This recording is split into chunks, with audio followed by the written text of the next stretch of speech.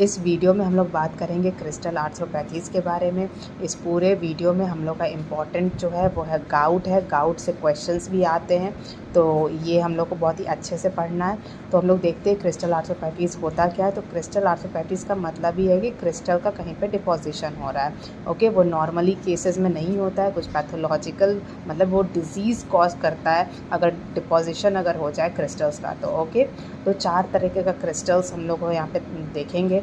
Mostly जो crystals होता है वो कैल्शियम फॉस्फेट वगैरह का होता है। ओके, पर जो गाउट हमारा है, गाउट ये यूरिक एसिड का इंक्रीज लेवल के वजह से होता है। ओके, तो गाउट का जो क्रिस्टल्स है उसका नाम है monosodium urate monohydrate. Okay, MSUM इसको शॉर्ट में भी कहते हैं, मोनोसोडियम यूरेट मोनोहाइड्रेट। ये हमारा कॉज कराता है गाउट। ओके, नेक्स्ट जो क्रिस्टल है वो है हमारा CPPD। CPPD का फुल फॉर्म है calcium pyrophosphate dihydrate. Okay, BCP का है, BCP का बेसिक कैल्शियम फॉस्फेट, मतलब बेसिक कैल्शियम फॉस्फेट ही होगा। CO तो आप लोग जानते ही होंगे, कैल्शियम ऑक्जेलेट। अगर इसका भी डिपोजिशन हो जाए किडनी में या फिर कोई सा भी विसराज में, तो वहाँ पे हाइपर कैल्सीमिया का कंडीशन हम लोग को देखने को मिलता है। ज़्यादा कैल्शियम होने के वजह से डिपोजिशन होने लग जाता है विसराज वगैरह में, तो वो हमारा होगा कैल्शियम ऑक्जेलेट के फॉर्म में। ओके, तो ये हमारा डिफरेंट टाइप का क्रिस्टल्स हो गया, 4 तरह का क्रिस्टल्स होता है। अब हम लोग क्रिस्टल आर्थ्रोपैथीज़ के बारे में आगे कंटिन्यू करते हैं। तो ये एक तरीका का इन्फ्लामासोमल पाथवे है। ओके, इसको इन्फ्लामासोमल पाथवे कहते क्यों हैं और इसका नाम क्यों पड़ा इन्फ्लामासोमल पाथवे? तो एक प्रोटीन कॉम्प्लेक्स होता है जिसका नाम होता है कैस्पेसेस। ओके, ये एक तरह का प्रोटीन कॉम्प्लेक्स है। इसका काम क्या है? ये प्रो इंटरल्यूकिन 1 बीटा को कन्वर्ट करता है एक्टिव फॉर्म में, इंटरल्यूकिन 1 बीटा। ओके, अब ये इंटरल्यूकिन 1 बीटा जो होगा ये एक की साइटोकाइन है। मतलब क्या? ये इन्फ्लेमेशन कराएगा। ओके, बहुत ज़्यादा इन्फ्लेमेशन कराएगा और इतना ज़्यादा इन्फ्लेमेशन कराएगा कि सेल का डेथ हो जाएगा। ओके, सेल का डेथ किस वजह से हो रहा है? पैराप्टोसिस के वजह से हो रहा है। ओके, तो इसीलिए इसका नाम हो गया इन्फ्लामासोमल पाथवे। इन्फ्लामासोमल पाथवे का मतलब ही है कि इन्फ्लेमेशन इतना ज़्यादा करा दो सेल का कि सेल डेथ में की तरफ वो चला जाए। ये क्यों होता है? क्योंकि कैस्पेसेस के कारण। कैस्पेस क्या करता है? वो एक्टिवेट करता है interleukin 1 beta. Okay, interleukin 1 beta क्या है? इंटरल्यूकिन 1 बीटा जो है वो है हमारा की साइटोकाइन ऑफ इन्फ्लेमेशन। ओके, वो इन्फ्लेमेशन इतना ज़्यादा करा देगा कि पैराप्टोसिस की वजह से सेल का डेथ हो जाएगा। इसीलिए हम लोग इसको इन्फ्लामासोमल पाथवे कहते हैं। ये क्रिस्टल्स के डिपोजिशन के वजह से होता है। ये चारों क्रिस्टल्स जो है ना, अगर ये डिपोजिशन कहीं हो जाएंगे तो वो कॉज करेगा क्या कि कैस्पेसेस को एक्टिवेट करेगा। वो कैस्पेस को एक्टिवेट कर देगा ये सारे क्रिस्टल्स, जिसके वजह से पैराप्टोसिस के थ्रू सेल का डेथ हो जाता है। ओके, तो हम लोग इसका ट्रीटमेंट क्या चीज़ है? इस सब का ट्रीटमेंट जो अगर है, एक कॉमन सा ट्रीटमेंट है, वो ये है कि हम लोग को किसी तरीके से इन्फ्लेमेशन को रोकना होगा। मतलब हम लोग को इस पोजीशन पे जो की साइटोकाइन जो है उनको हम लोग को इनहिबिट करना होगा। तो उस केस में हम लोग देते हैं क्या? Anti interleukin 1। ओके, ताकि वो इनहिबिट हो जाए। अगर यही नहीं रहेगा तो इन्फ्लेमेशन ही नहीं होगा, इन्फ्लेमेशन ही नहीं होगा तो सेल का डेथ ही नहीं होगा। ओके, तो एंटी इंटरल्यूकिन 1 का नाम जो है वो है अनाकिरना। ओके, अनाकिरना जो होता है ये कॉमन ट्रीटमेंट है। ओके, क्रिस्टल आर्थ्रोपैथीज़ के केस में। तो अब हम लोग स्टार्ट करते हैं MSUM जो कि गाउट है। ओके, गाउट कॉज कराता है MSUM और ये काफ़ी इम्पॉर्टेंट है। ओके, तो अगर MSUM मतलब मोनोसोडियम यूरेट मोनोहाइड्रेट, अगर ये क्रिस्टल अगर डिपॉजिट होने लग जाए, ओके, तो क्या क्या चीज़ें हो सकती है? तो सबसे पहले अगर इसका लेवल अगर ब्लड में बहुत ज़्यादा हो गया, मतलब अगर ये यूरिक एसिड का लेवल अगर ब्लड में हम लोग को ज़्यादा देखने को मिलता है, हाई लेवल से होता है, तो वो एसिम्प्टोमेटिक ही रहता है। ओके, अनलेस एंड अनटिल अगर वो किडनी पे उसका इफेक्ट ना हो। अगर किडनी अगर अच्छे से प्रॉपर्ली उसको रीएब्सॉर्प्शन नहीं करा रहा है, सिक्रीशन एक्सक्रीशन अगर इसमें दिक्कत आ रही हैं, तभी जा कर के हम लोगों को उसका क्लिनिकल फीचर्स दिखेगा। अदरवाइज़ वो एसिम्प्टोमेटिक ही रहता है पेशेंट। ओके, तो रेनल डिजीज़ में क्या है? रेनल डिजीज़ इसमें एसोसिएट होता है यूरिक एसिड डिजीज़ के बारे से ही। ओके, तो ये यूरेट नेफ्रोपैथी कॉज करा सकता है। मतलब यूरेट में कुछ यूरेट के वजह से, क्रिस्टल्स के वजह से अगर कोई किडनी में प्रॉब्लम हो जाए। ओके, यूरिक एसिड के वजह से अगर किडनी में कोई प्रॉब्लम हो जाए, या फिर यूरोलिथियासिस मतलब स्टोन का फॉर्मेशन अगर किडनी में हो। ओके, तो अगर स्टोन का फॉर्मेशन हो गया तो ये हम लोग को सिम्टम्स कॉज करते हैं। तो ये तीनों, एक यूरेट, एक यूरिक एसिड नेफ्रोपैथी और यूरोलिथियासिस। ओके, नेक्स्ट है हमारा, अब ये हो गया। अब नेक्स्ट हम लोग आर्थराइटिस के बारे में पढ़ते हैं। तो फ्रेंड्स याद रखना, अगर ये एक्यूट है, एक्यूट किस टर्म में है? एक्यूट इस टर्म में है कि हमारा अगर गाउट का फॉर्मेशन हो गया, मतलब ये अगर ये जो क्रिस्टल है, ये क्रिस्टल अगर बनना स्टार्ट हो गया तो वो आर्थराइटिस कहलाएगा।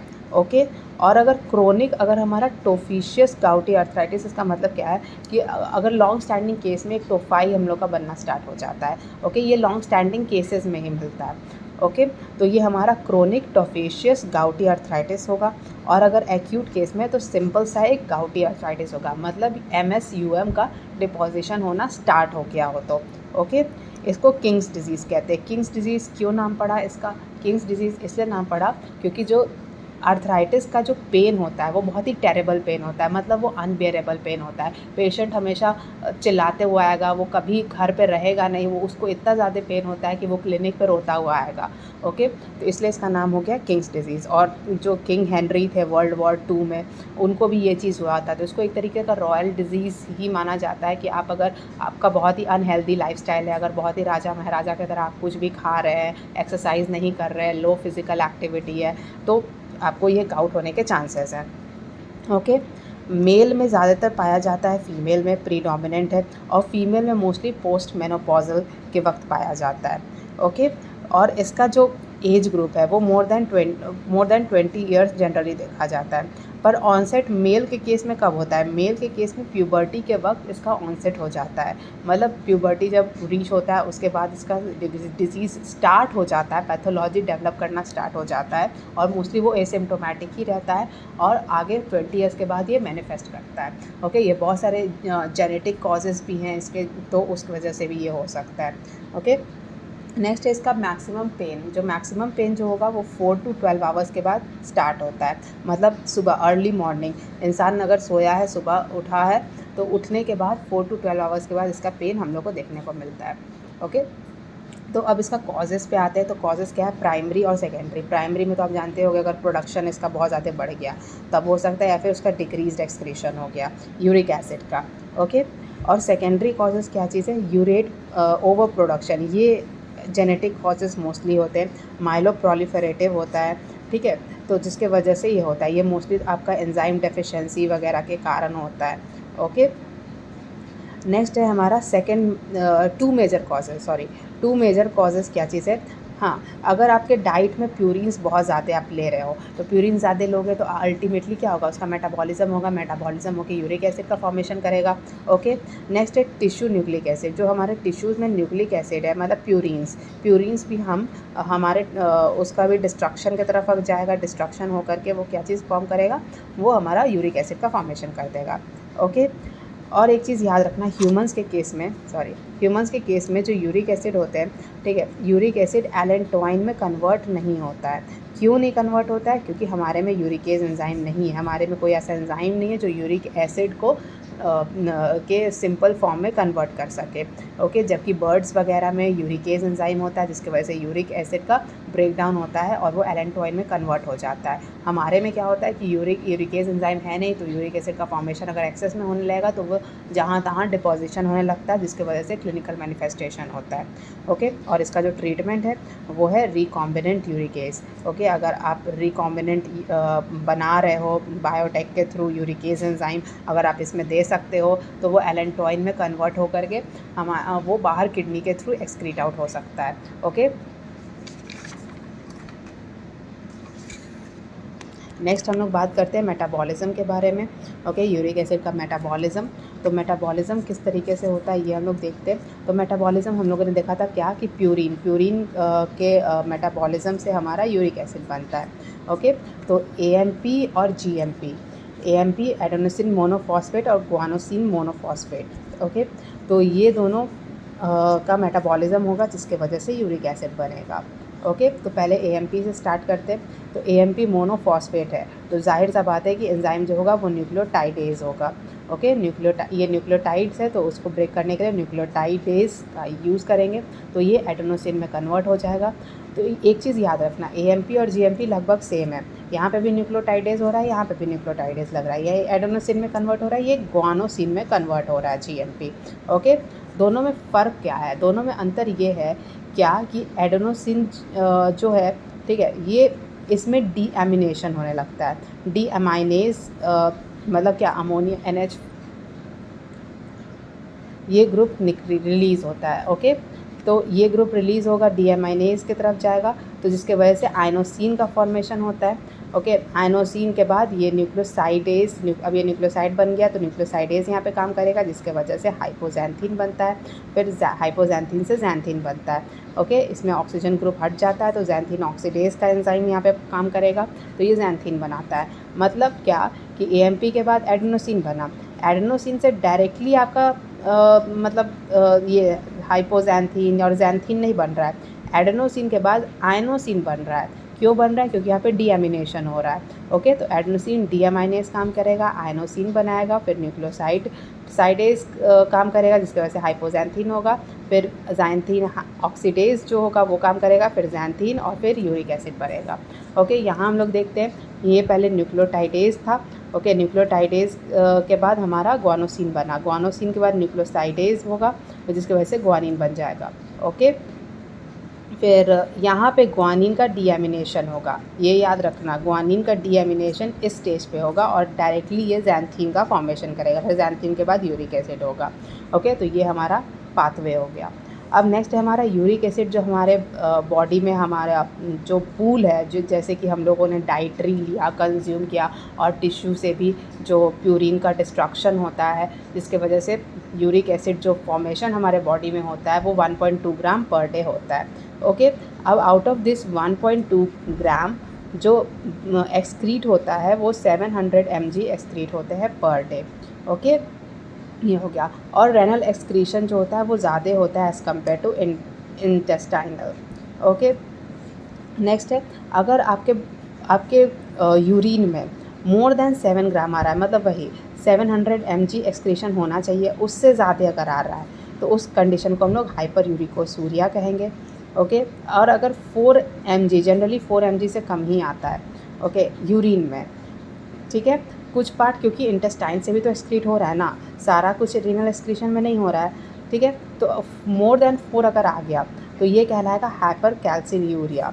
ओके, ये कंडीशन 7 से ज़्यादा आ रहा है तो हाइपर यूरिकोसूरिया कहेगा, 4 से ज़्यादा आ रहा है लेकिन 7 से कम आ रहा है तो ये कहलाएगा हाइपर कैल्सियूरिया।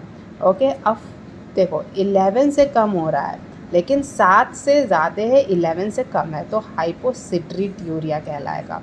ओके, ये बहुत ही इम्पॉर्टेंट है, जनरली 4 से कम ही होता है, 4 से अगर ज़्यादा होने लग जाएगा तो प्रॉब्लम होने स्टार्ट हो जाएगी। ओके, प्रेगनेंसी के केस में ख़ास करके जनरली वो 4 से कम ही होता है, लेकिन प्रेगनेंसी के केस में थोड़ा सा वो बढ़ जाता है, 4-5 तक जाता है, लेकिन अगर 6 से ज़्यादा चला गया प्रेगनेंसी में तो वो प्री क्लैम्पशिया कंडीशन की तरफ जा सकता है, वो थोड़ा सा ख़तरनाक हो जाता है। ओके, नेक्स्ट एक रूल है 100-50-40 रूल। ओके, ये रूल क्या कहता है, क्या कि PCT में जो प्रॉक्सिमल कन्वर्टेड ट्यूब्यूल होते हैं हमारे किडनी में, उसमें 100% यूरिक एसिड का रिजॉर्प्शन हो जाता है। ओके, 100% ये रीएब्जॉर्ब हो जाते हैं। फिर 50% जो होगा वो वापस से सिक्रीट होते हैं, आउट ऑफ 100 जितना रिएब्जॉर्ब हुआ उसका आधा जो होगा वो फिर से सिक्रीट हो जाता है। फिर 40% जो होते हैं फिर उनका रीएब्जॉर्प्शन होता है, बच गया कितना, 10%, जो 10% होते हैं वो एक्सक्रीट आउट हो जाते हैं। ओके, नेक्स्ट आता है हमारा एसिम्टोमेटिक हाइपरयूरिसेमिया। ये तो मैंने आपको बता ही दिया था, अगर ब्लड में अगर यूरिक एसिड का कंडीशन ज़्यादा है, इंक्रीज्ड लेवल है, तो वो एसिम्टोमेटिक होता है अनलेस एंड अनटिल रेनल पे उसका कोई इफेक्ट ना पड़े। अगर रेनल पे कुछ इफेक्ट है, अगर रेनल में कुछ गड़बड़ी हो रहा है, जैसे कि वो एब्जॉर्प्शन नहीं कर पा रहा है, एक्सक्रीशन नहीं कर पा रहा है, सिक्रीशन नहीं कर पा रहा है, तब हम लोगों को क्लिनिकल मैनिफेस्टेशन देखने को मिलेगा। ओके, तो अगर ब्लड में अगर देखा जाए तो 6 mg पर DL से ज़्यादा है फीमेल के केस में, तो वो हमारा कहलाता है यूरिक हाइपर यूरिसेमिया। ओके, और अगर 7 mg पर DL से ज़्यादा है मेल्स के केस में, ठीक है, मेल्स के केस में कभी कभी 6.8 भी हम लोग लेते हैं, तो वो हाइपर यूरिसेमिया की तरफ जाता है। तो ये याद रखना, ये ब्लड का है। ठीक है। ये जो लेवल है ब्लड का, ये जो लेवल है ये हमारा रीनल का है। ओके। अब नेक्स्ट है fractional excretion of uric acid. Fractional excretion of uric acid ये क्या चीज़ है? ये डिफरेंशिएट करता है प्रॉक्सिमल ट्यूबुलर डिजीज़ और डिस्टल ट्यूबुलर डिजीज़ को। इसका मतलब क्या है? जो हमारा प्रॉक्सिमल ट्यूबुलर डिजीज़, जैसे कि मैंने आपको बताया कि यहाँ पे 100% रिजॉर्प्शन हो जाता है हमारा यूरिक एसिड का। ओके, तो अगर 100% अगर रीअब्जॉर्प्शन हो गया यूरिक एसिड का, तो ये बताता है क्या कि हमारा जो किडनी है वो वेल फंक्शनड है। ओके, उसमें नेफ्रॉन्स वगैरह सबका परसेंटेज वगैरह सही है और उसका फंक्शन सही से हो रहा है। ठीक है। लेकिन अगर इसमें अगर गड़बड़ी हो गया, मतलब क्या कि यूरिक एसिड का रिजॉर्प्शन जो है वो 100% नहीं हो रहा है, तो ये बताता है कि प्रॉक्सिमल ट्यूबुलर डिजीज़ कुछ ना कुछ उस बंदे को है। ओके, डिस्टल ट्यूबुलर उसका वेल फंक्शन है, क्योंकि distal tubular disease distal tubules में इसका कोई इफेक्ट नहीं होता है। यूरिक एसिड का जो भी इफेक्ट होता है वो प्रॉक्सिमल ट्यूब्यूल में होता है। तो अगर यूरिक एसिड का एब्जॉर्प्शन नहीं हो रहा है तो वो बताता है प्रॉक्सिमल ट्यूबुलर ट्यूब्यूल्स में प्रॉब्लम है, डिस्टल ट्यूब्यूल इंसान का सही है। और अगर एब्जॉर्प्शन सही से हो रहा है, अगर उसके बंदे को किडनी का कुछ प्रॉब्लम है तो प्रॉक्सिमल ट्यूब्यूल उसका सही है और डिस्टल ट्यूब्यूल में कुछ प्रॉब्लम है। ओके।